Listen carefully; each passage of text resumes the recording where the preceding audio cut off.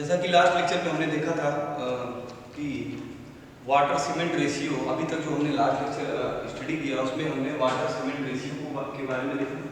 Water cement ratio के की सीमा के बारे में जो कि प्रोफेसर अब्राहम के द्वारा दिया गया था, उस सीमा को हमने समझा कि उस सीमा का महत्व क्या है, और उस वाटर सीमेंट रेशियो के लिमिटेशंस को देखा कि लिमिटेशंस क्या हुआ, और लिमिटेशन के बाद हमने क्या पढ़ा, उसके बाद हमने जो है विकास के स्वरूप को देखा। वाटर सीमेंट रेशियो के रिस्पेक्ट में हमने किसी भी कंक्रीट के सामर्थ्य के विकास के स्वरूप को जानने की कोशिश की, समझने की कोशिश की। अपने लास्ट लेक्चर में हमने इसके बारे में डिस्कशन कर लिया।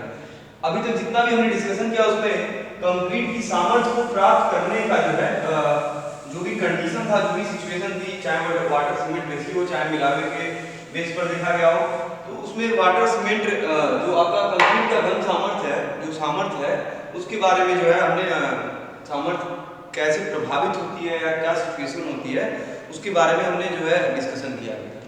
अब बात आती है यहाँ पर कि सामर्थ्य, अगर हर बार अगर सामर्थ्य की बात आ रही है तो हमने जो लास्ट टॉपिक पॉइंट जो हमने देखा था कि प्रतिदर्श के माप का प्रभाव, जो हमने माप के प्रभाव की बात किया था, तो हम एक रेफरेंस पॉइंट ले रहे थे जिसमें हम 15 सेंटीमीटर की क्यूब की बात कर रहे थे। बार बार हम जो है 15 सेंटीमीटर क्यूब की बात कर रहे थे और उसकी टेस्टिंग की बात कर रहे थे, जिससे हम उसकी जो वैल्यू आ रही थी, कंप्रेसिव वैल्यू या संपीड़न सामर्थ्य जिसे कहते हैं, वो संपीड़न सामर्थ्य देख रहे थे और उसकी तुलना में हम क्यूब के अलग अलग साइज के संपीड़न सामर्थ्य को देख रहे थे। अगर वो बड़ा है तो क्या होगा, अगर वो उस स्टैंडर्ड वैल्यू से छोटा है, अगर 15 सेंटीमीटर से छोटा क्यूब है तो उसका संपीड़न सामर्थ्य, यदि 15 सेंटीमीटर से बड़ा है तो उसका संपीड़न सामर्थ्य, इसकी तुलनात्मक अध्ययन को हमने देखा। अब बात करते हैं हम लोग कि कंक्रीट की संपीड़न सामर्थ्य की बात हम जब भी कर रहे हैं तो वो संपीड़न सामर्थ्य हमें कैसे प्राप्त होता है, उसको टेस्टिंग कैसे होती है। उसकी लैब में हम जब भी जाएंगे, कंक्रीट टेक्नोलॉजी का जो भी लैब होता है, उस लैब में एक बहुत ही इंपॉर्टेंट एक लैब होता है, प्रयोगशाला विधि है, जो कि किसी भी कंक्रीट की उसमें हम उस लैब में हम कंक्रीट का जो है क्यूब टेस्ट करते हैं। घन सामर्थ्य निकालने के लिए हम क्या करते हैं, एक घन प्रतिदर्श का हम टेस्टिंग करते हैं। उस टेस्टिंग के द्वारा जो है हमें पता चलता है कि उस पर्टिकुलर मिक्स के लिए जो कंक्रीट है आपका, उस कंक्रीट के लिए घन सामर्थ्य जो हम टेस्टिंग के द्वारा प्राप्त करेंगे वो कितना है। एक्चुअली एक्चुअल में अगर हम M15 बना रहे हैं तो उस M15 की जो घन सामर्थ्य है एक्चुअल में अकॉर्डिंग टू IS कोड 456/2000, तो उस कोड के अकॉर्डिंग जो उसकी सामर्थ्य है, वो सामर्थ्य उस मिक्स के द्वारा जो हमने प्रिपेयर किया है 28 के 50 टेस्टिंग जो हम करते हैं उसमें वो चीज़ प्राप्त हो रही है कि नहीं।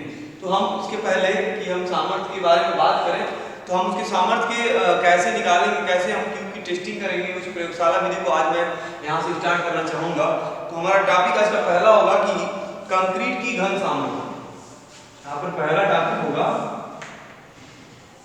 कंक्रीट की घन सामर्थ्य।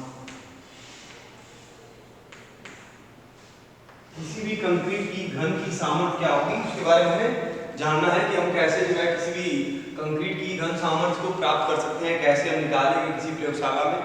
तो इसके लिए हमें पहले बात करते हैं यहाँ पर कंक्रीट की घन। एक घन है जिसमें हम कंक्रीट को ढालेंगे और उस कंक्रीट को ढालने के पश्चात क्या करेंगे, उसकी सामर्थ्य को हम ज्ञात करने की कोशिश करेंगे। तो जब भी हम बात करते हैं सामर्थ्य की, तो हम बात अगर सामर्थ्य की करते हैं किसी भी कंक्रीट की, तो सामर्थ्य कैसे प्रभावित होगा इसके बारे में हमने पहले भी डिस्कशन कर चुका है।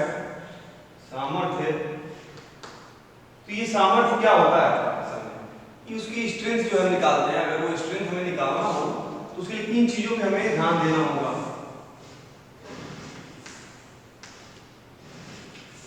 अब जब भी हम सामर्थ्य की बात करते हैं किसी भी कंक्रीट की, उस कंक्रीट को बनाने के लिए हमें 4 परिस्थितियों पे विशेष ध्यान देना होगा। जब भी हम कोई कंक्रीट की सामर्थ्य पे फोकस कर रहे हैं, जो कंक्रीट की सामर्थ्य हमें निकालनी है, तो कंक्रीट को प्रिपेयर करने से लेकर उसकी टेस्टिंग तक हमें जो है कुछ कंडीशन है जिसको हमें निश्चित तौर पर ध्यान देना होगा, नहीं तो वो कंक्रीट की जो है उसकी भौतिक संरचना को या उसकी सामर्थ्य को क्या करेगी, वो प्रभावित करेगी। वो 4 कंडीशन क्या है यहाँ पर मैं लिख देता हूँ। पहला क्या है आपका, आर्द्रता परिस्थिति।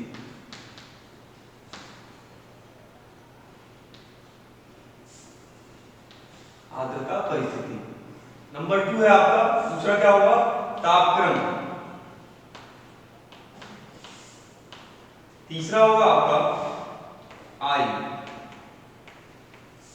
और चौथा है आपका माप का, प्रतिदर्श का माप, प्रतिदर्श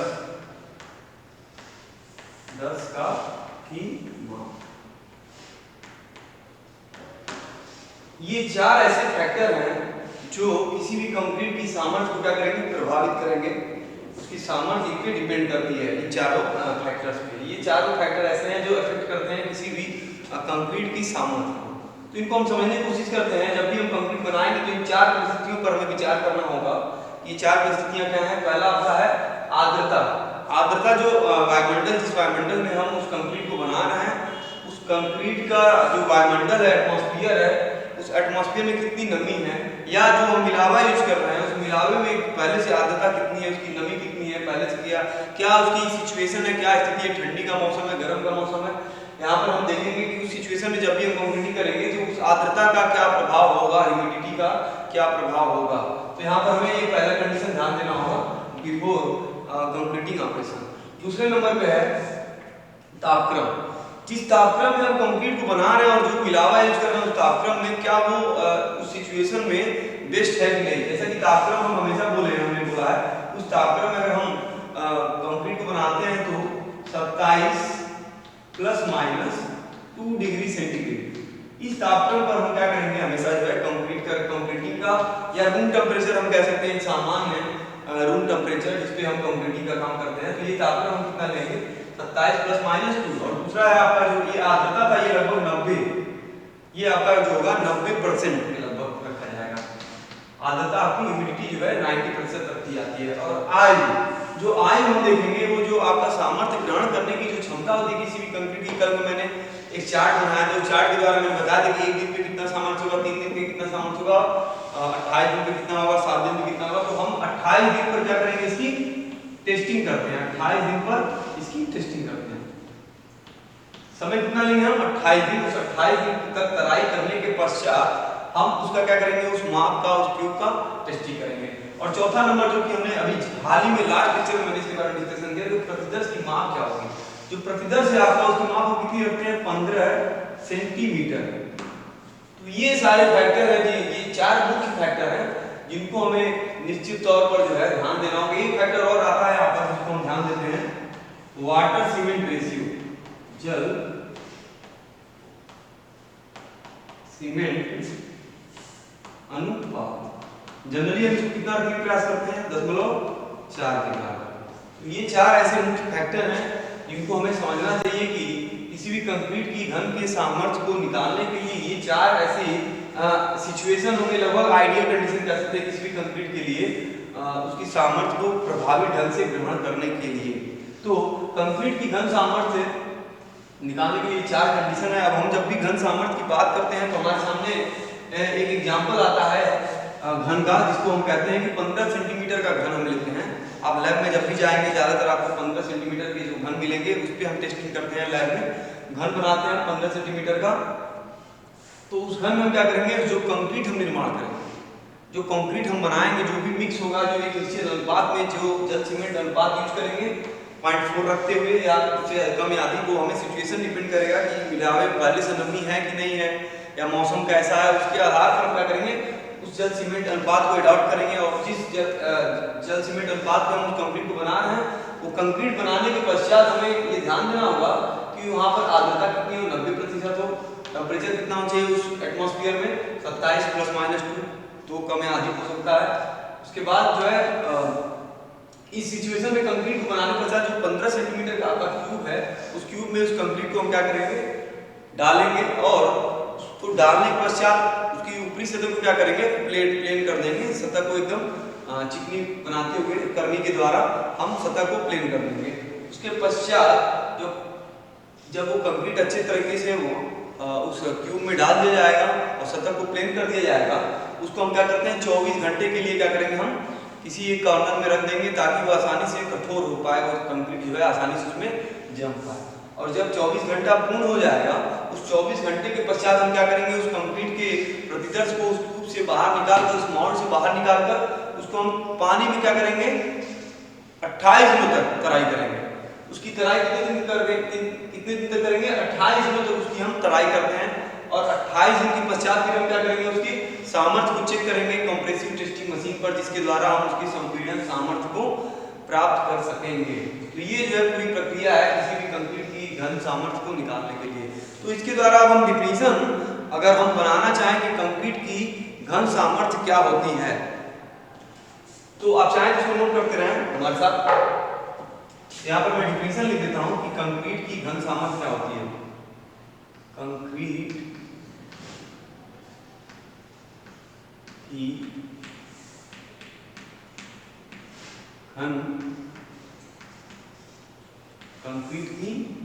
घन सामर्थ्य या अभिलाक्षणी सामर्थ्य भी इसे कहते हैं। तो कंक्रीट की घन सामर्थ्य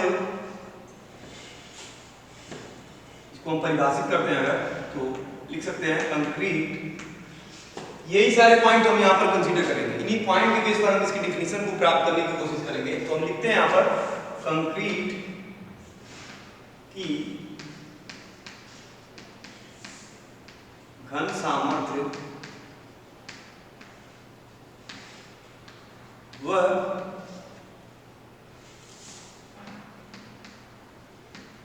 सामर्थ्य है जो किसी निश्चित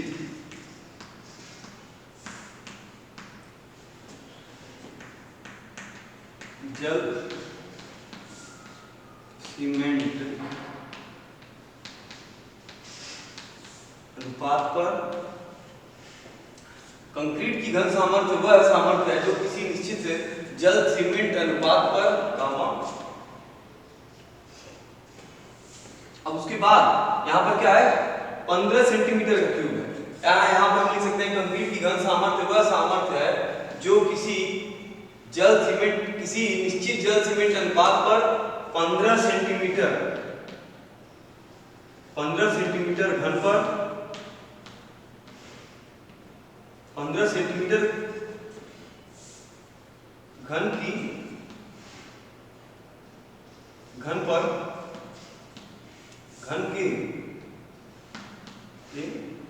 कठोरीकृत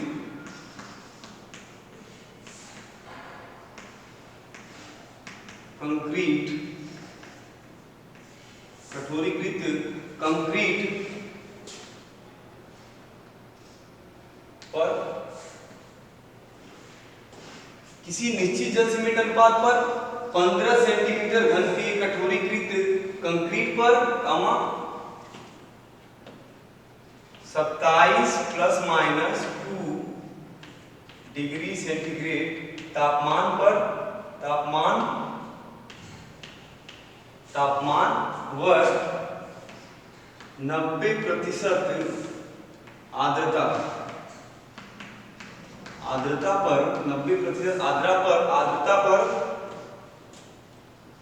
28 दिनों के पश्चात 28 दिनों की तराई के पश्चात प्राप्त की जाती।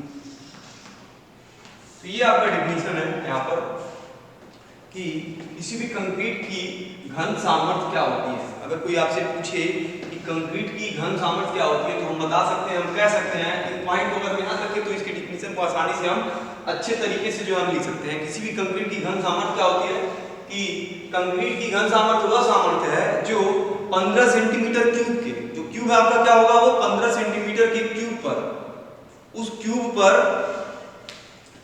किसी निश्चित जल सीमेंट जो हम मिक्स करेंगे वो एक क्या होगा, एक फिक्स जो है वाटर सीमेंट रेशियो होगा, 0.4 ले सकते हैं। किसी निश्चित जल सीमेंट अनुपात पर टेम्परेचर कितना होगा, 27 ± 2 डिग्री सेंटीग्रेड के तापमान पर 90% आर्द्रता पर, और 28 दिनों, जो 28 दिन होगा आपका, उस 28 दिनों की तराई के पश्चात प्राप्त की जाती है। वो जो सामर्थ्य प्राप्त होगा वो कितने दिन पे होगा, 28 दिन के सामर्थ्य पर। तो इससे जो प्राप्त होगा वो क्या होगा, कहलाएगा कंक्रीट की घन सामर्थ्य, या इसको कभी कभी हम क्या करते हैं, अभिलाक्षणी सामर्थ्य कहते हैं। कंक्रीट की कंक्रीट की अभिलाक्षणिक सामर्थ्य भी कहते हैं।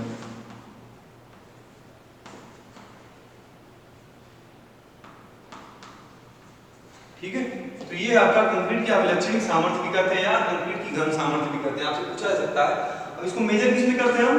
न्यूटन पर mm स्क्वायर या किलोग्राम पर सेंटीमीटर स्क्वायर, ये दो जो है यूनिट होंगे, इसकी माप होंगे, इसमें हम इसको जो है मापेंगे, इकाई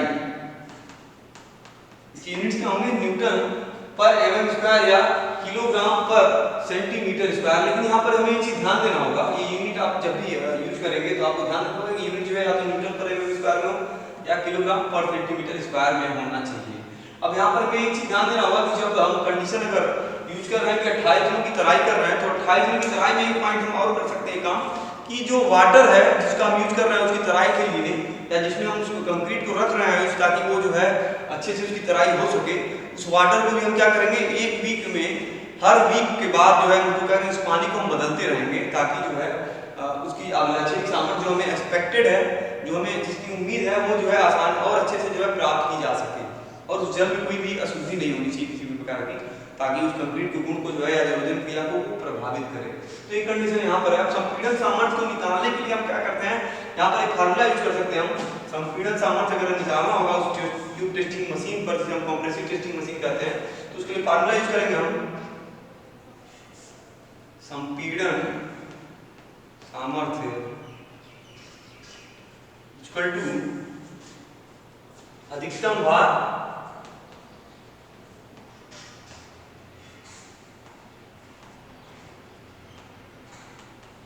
बटा कंक्रीट के काट का क्षेत्रफल,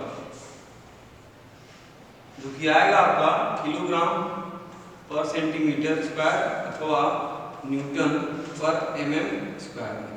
जो वैल्यू होगी आपकी इन दो में से कोई सी एक यूनिट में आप निकाल सकते हैं, क्योंकि जो साइज होती है वो 15 सेंटीमीटर है, आप 15 सेंटीमीटर के स्क्वायर में ले सकते हैं।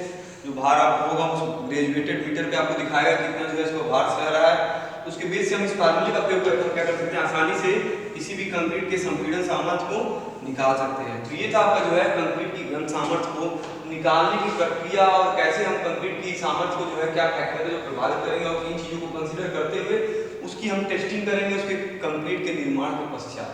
तो ये आपका जो है पूरा एक प्रोसीजर है जो कि हम फॉलो करेंगे किसी भी लैब में कंक्रीट की टेस्टिंग के लिए, और कंक्रीट को बनाकर उसके जो है 28 जनों की तराई पश्चात कंक्रीट के घन सामर्थ्य को आसानी से हम निकाल सकते हैं कि कंक्रीट का सामर्थ्य घन की सामर्थ्य को कितना आएगा।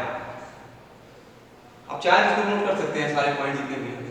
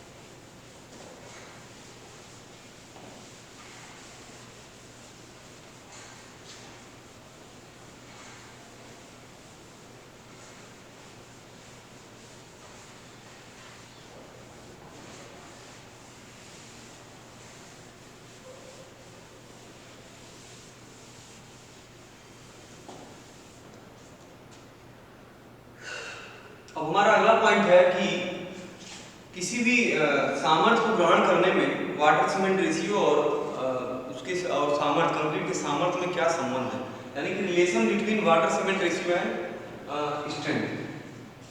या लिख सकते हैं हम लोग जल सीमेंट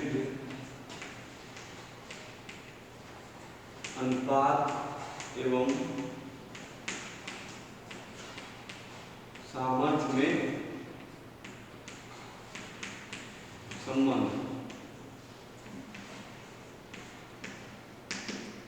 जल सीमेंट अनुपात और सामर्थ्य में संबंध।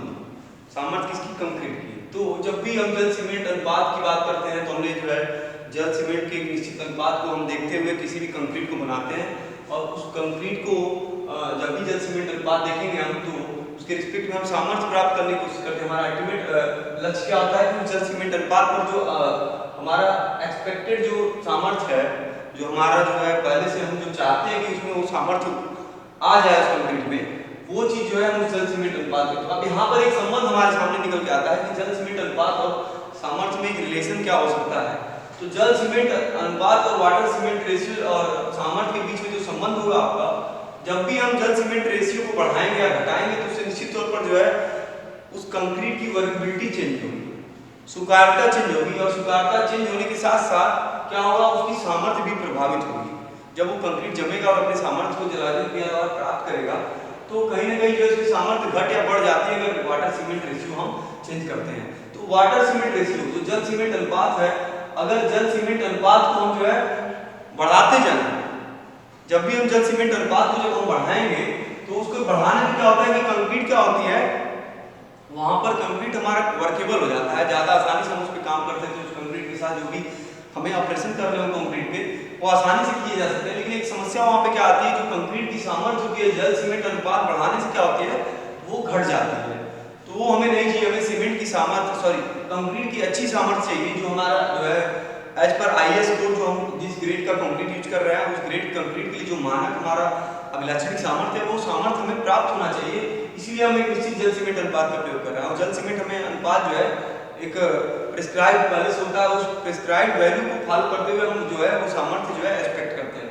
तो जल सीमेंट अनुपात अगर हम कम करें, प्रैक्टिकली ऐसा देखा गया है कि जल सीमेंट अनुपात जब भी हम कम करेंगे तो उससे क्या होगा, आपकी जो सामर्थ्य ग्रहण करने की क्षमता होगी उसकी क्या होगी, वो बढ़ती जाती है। यानी कि जल सीमेंट अनुपात, अगर हम जल सीमेंट अनुपात को क्या करेंगे, घटाएंगे, तो क्या होगा, आपका सामर्थ्य जो है क्या हो रही है, आपकी बढ़ रही है। अब जल सीमेंट अनुपात को हम जब भी घटा रहे हैं तो हम देख रहे हैं कि उसकी सामर्थ्य क्या होती है, बढ़ती जाती है धीरे धीरे। अब सामर्थ्य तो बढ़ेगी और जल सीमेंट अनुपात अगर घट रहा है तो हमें ये ध्यान देना होगा कि इतना कम ना हो जाए जल सीमेंट अनुपात, ये जो रेशियो है जल और सीमेंट का वो इतना कम ना हो जाए कि उस कंक्रीट पे काम करना जो है हमें दूभर हो जाए, उस कंक्रीट के साथ काम करना जो है हमें समस्या कोई खड़ी हो, जिससे हमें उसे मिलाने में, बिछाने में, जो भी कंक्रीट ऑपरेशन होते हैं वो कंक्रीट ऑपरेशन करने में हमें जो है कोई असुविधा ना हो। हमें इस बात का ध्यान देना होगा कि कंक्रीट जल सीमेंट अनुपात इतना निश्चित रखें कि उसकी सामर्थ्य जो हम चाहते हैं वो हमें प्राप्त भी हो जाए और उस कंक्रीट से आसानी से हम वर्केबल हो, जिससे हम आसानी से काम भी उस कंक्रीट के साथ कर सकें सुविधाजनक रूप से। तो जल सीमेंट अनुपात को हम क्या कर रहे हैं, धीरे धीरे अगर घटा रहे हैं तो वहाँ पर सामर्थ्य क्या हो रही है, बढ़ रही है। बस कंडीशन हमें ये ध्यान देना होगा कि कंक्रीट क्या हो, स्वीकार्य हो। कंडीशन हमें आप लिख देते हैं,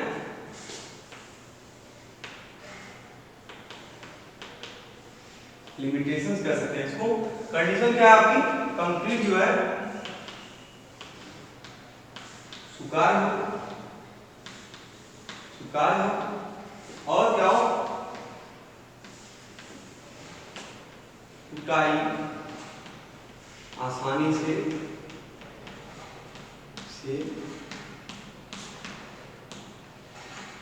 किया जा सके।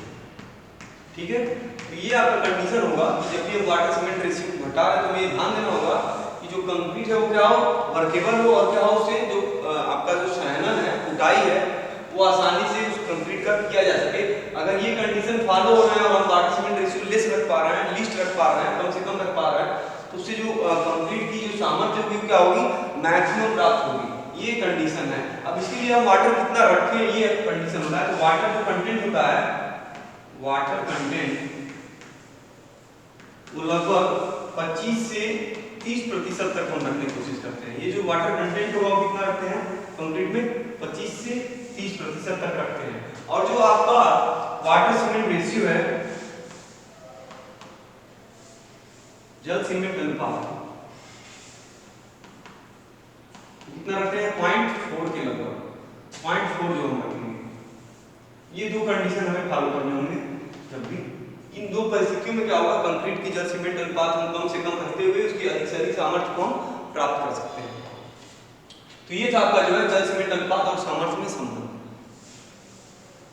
तो ये आपका जो है पूरा तीसरा यूनिट था जिसको हमने पूरे चैप्टर में हमने पूरे जल सीमेंट के अनुपात में उसकी जो है डिटेल पढ़ा कि कैसे वो सामर्थ्य प्रदान करता है, और उसके संबंध को हमने जो है यहाँ पर आखिरी टॉपिक आज मैंने पढ़ा है चैप्टर का, जल सीमेंट अनुपात एवं सामर्थ्य में संबंध क्या होता है, इसके बारे में हमने डिस्कशन किया। अब आज से हम क्या करेंगे, वर्कबिलिटी के बारे में स्टार्ट करते हैं। हमारा चैप्टर नंबर 4 होगा वर्कबिलिटी या स्वीकार्यता।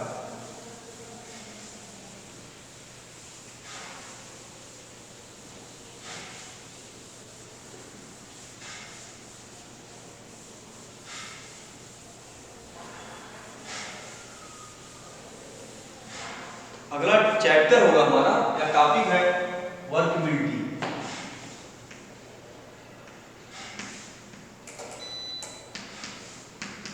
वर्कबिलिटी या स्वीकार्यता।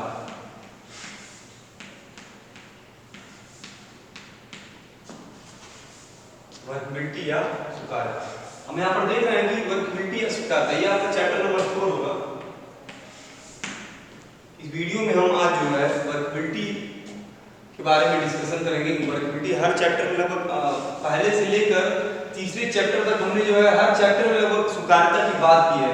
और स्वीकार्यता किसी भी कंक्रीट के दो मुख्य गुण होते हैं। हम जब भी बात करते हैं किसी भी कंक्रीट के, जो आपकी कंक्रीट है उस कंक्रीट के दो मुख्य गुण होते हैं।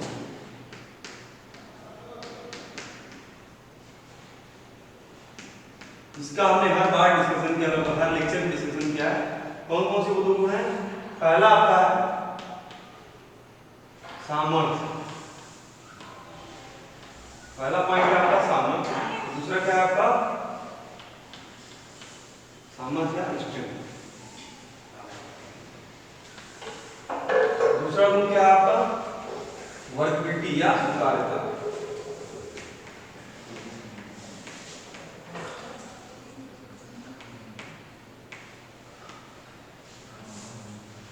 वर्कबिलिटी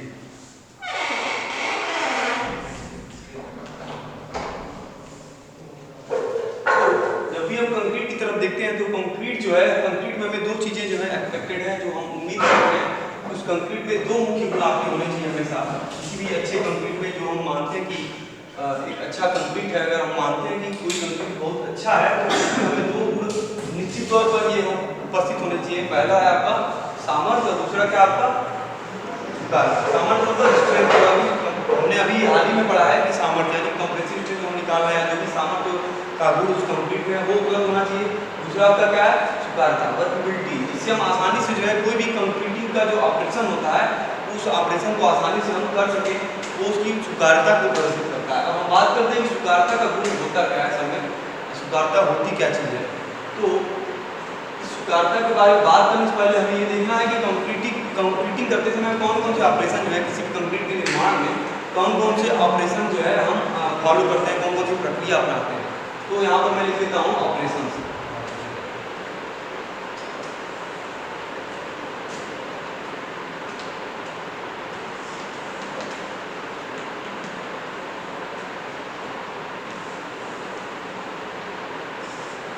कौन कौन सी प्रक्रिया या प्रक्रिया कह सकते हैं,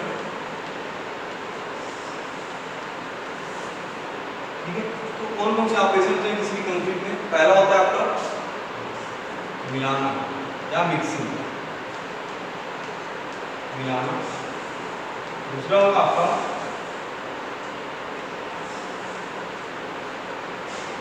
बिछाना। तीसरा है आपका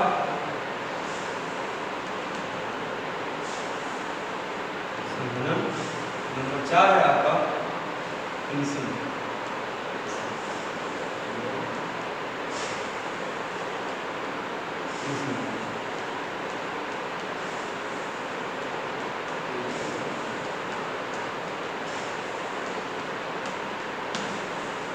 ये 4 ऐसे पॉइंट हैं जो भी किसी भी कंक्रीट के ऐसी प्रक्रिया है जिसको हम अपनाते हैं किसी भी कंक्रीट ऑपरेशन में।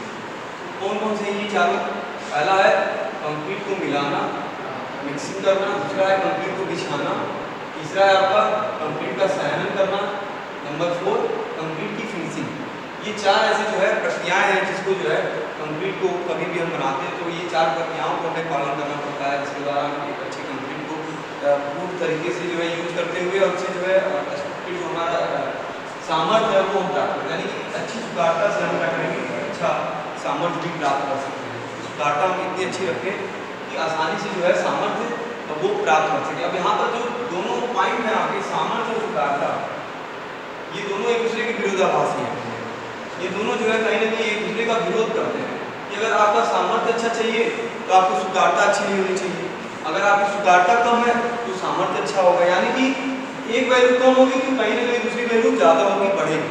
यानी कि सुधारता अगर हम कम रखते हैं किसी भी कंक्रीट की तो वो सुधारता कम रखने की एक प्रभाव क्या दिखेगा, हो सकता है आपका सामर्थ्य जो है बढ़ जाता है, उससे उसकी जो कंक्रीट की सामर्थ्य वो क्या होगी, बढ़ जाएगी। और वहीं पर अगर सुधारता कम हो जाएगी, सॉरी बढ़ जाएगी, तो बढ़ने से क्या होगा, उसकी कंक्रीट की सामर्थ्य जो है हो सकता है वो घट जाए। तो ये दोनों एक दूसरे क्या है, विरोधाभासी है। जो है इसको जो है जैसा कि इस फिगर से देख पा रहे हैं पॉइंट से, यहाँ पर जो कंक्रीट की सुधारता है वो घट रही है तो सामर्थ्य जो है बढ़ रहा है, और जब कंक्रीट की सुधारता हम बढ़ा रहे हैं किसी तरीके से तो वहाँ पे क्या हो रहा है, उसकी सामर्थ्य जो है घट जाती है बढ़ने से। तो ये कंडीशन है जो है कंक्रीट के दो के बीच जो विरोधाभास है जिसको हम देख पा रहे हैं, सामर्थ्य और सुधारता, इन दोनों के बीच विरोधाभास। और जो प्रक्रिया हम अपना रहे हैं मिलाने का, चाहे कंक्रीट को बनाने का, चाहे जो हम इस मॉडल में जिस शेप में ढालने की कोशिश करते हैं, उसके बाद हम उसकी कुटाई करते हैं और लास्ट में क्या करते हैं, फिनिशिंग करते हैं। तो ये 4 प्रक्रिया हम अपनाते हैं किसी भी कंक्रीट के साथ। तो इसके द्वारा हम क्या करें, अब ये सारी प्रक्रियाओं को क्या करता है, अब ये जो ऑपरेशन है, जो भी प्रक्रिया है उस ऑपरेशन में, इस प्रक्रिया में हमें ध्यान देना कि ये चारों प्रक्रियाएं जो है हमें कैसे इतनी आसानी से कर सकते हैं। जब भी इन चारों प्रक्रियाओं को हम आसानी व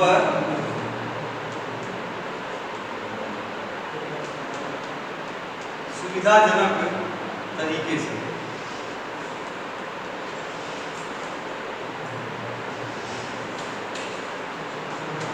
कंडीशन निकल गया है कि ऑपरेशन इन कंक्रीट, जब भी हम ऑपरेशन इन कंक्रीट की बात करें तो हमारे सामने 4 पॉइंट ऐसे हैं, मिलाना, बिछाना, संयनन, फिनिशिंग। ये 4 ऑपरेशन जो हम किसी कंक्रीट पर करते हैं, इस कंक्रीटिंग में जो ऑपरेशन है कंक्रीट के, इसके द्वारा हम ये देख पा रहे हैं कि अगर ये चारों प्रक्रिया हम किसी भी कंक्रीट के साथ बहुत आसानी से एवं सुविधाजनक तरीके से कर ले रहे हैं तो वो किस गुण को प्रदर्शित करता है, कंक्रीट के वर्कबिलिटी। यहाँ पर हम इसको हम कनेक्ट कर पा रहे हैं वर्कबिलिटी से सीधे कि कंक्रीट के जो ऑपरेशन है, जैसा कि हम बता पा रहे हैं यहाँ पर कि देख पा रहे हैं, मिलाना, बिछाना, संयनन एवं फिनिशिंग, ये 4 प्रक्रियाएं अगर कंक्रीट के ऑपरेशन हम आसानी से और सुविधाजनक तरीके से कर लेते हैं तो ये किसको प्रदर्शित करता है, एक वर्केबल वर्कबिलिटी के गुण को, किसी भी कंक्रीट की वर्कबिलिटी के गुण को प्रदर्शित करता है। इससे हम डिफिनेशन अगर हम लिखना चाहें तो हम बता सकते हैं कि किसी भी कंक्रीट का की वर्कबिलिटी किस चीज़ को प्रदर्शित करती है, कि या वर्कबिलिटी किसे कहते हैं, अगर कोई पूछता है आपसे तो आप बताएंगे कि कंक्रीट की वर्कबिलिटी वह गुण है जिसके द्वारा हम कंक्रीट के सभी ऑपरेशन जैसे मिलाना, बिछाना, संयनन करना और फिनिशिंग आसानी एवं सुविधाजनक तरीके से हम कर सकें, वो उसकी क्या कहलाती है, वो कौन सी गुण कहलाती है, वर्कबिलिटी कहलाती है। तो यहाँ पर डिफिनेशन निकल गया है कि जिससे हम कंक्रीट को आसानी से या सुविधाजनक तरीके से मिलाकर, बिछाकर, संयनन करके और फिनिशिंग करके हम अपने काम को खत्म कर पाएँ, उस कंक्रीट के ऑपरेशन को हम निपटा पाएँ, वो उसको क्या कहलाती है, वर्कबिलिटी कहलाती है। या इसके डिफिनेशन की हम बात करते हैं यहाँ पर कि जब भी कंक्रीट की हम बात करते हैं, कंक्रीट की वर्कबिलिटी क्या होती है, अगर हम दूसरे शब्दों में कहना चाहें तो यह वर्कबिलिटी किसी भी कंक्रीट का वह गुण है जिससे ये पता चलता है कि कंक्रीट के पूर्ण संयनन में कितनी आंतरिक कार्य करनी पड़ रही है। ठीक है, तो ये डिफिनेशन जो हमें बता रहा है कि किसी भी कंक्रीटिंग में जो हमें वर्क करना पड़ा, जो हमें एनर्जी लगानी पड़ रही है, वो अगर वो एनर्जी कम लगानी पड़ रही है किसी कारणवश, किसी भी कंक्रीट को ऑपरेशन में, चाहे वो मिलाना, चाहे बिछाना, चाहे सैनर, चाहे फिनिशिंग, ये 4 ऑपरेशन है, इन चारों ऑपरेशन में अगर हमें कम से कम ऊर्जा रखते हुए, अपनी ऊर्जा को कम से कम लगाते हुए, कम एनर्जी का यूज करते हुए मैक्सिमम हम चैनल आसानी से कर पा रहे हैं और उस कंक्रीट के जितने भी ऑपरेशन वो सभी जो है ऑपरेशन आसानी से कर पा रहे हैं और चैनल आसानी से कर पा रहे हैं, तो निश्चित तौर पर वो एक वर्केबल कंक्रीट होगा और उसकी बेस्ट स्वीकार्यता को प्रदर्शित करेगा। तो यहाँ पर हम कह सकते हैं कि कंक्रीट की स्वीकार्यता क्या है आपकी, इसको हम, जिसके द्वारा हम सहनन आसानी से कर सके और एनर्जी जो आपकी क्या हो, लिस्ट हो, कम से कम एनर्जी का प्रयोग करेगा, तो वो आपकी क्या होगी, वर्केबल कंक्रीट होगी। तो किसी भी वर्केबल कंक्रीट के लिए हमें क्या चाहिए, हमें उसकी सामर्थ्य मैक्सिमम चाहिए और जो हमें उसके द्वारा जो ऑपरेशन हम कर रहे हैं, जिसमें हम एनर्जी लगा रहे हैं, वो क्या हो, कम से कम हो। तो ये आपका जो है वर्केबिलिटी का रूप प्रदर्शित करता है उस कंक्रीट के द्वारा। अच्छा है, इसको नोट कर सकते हैं।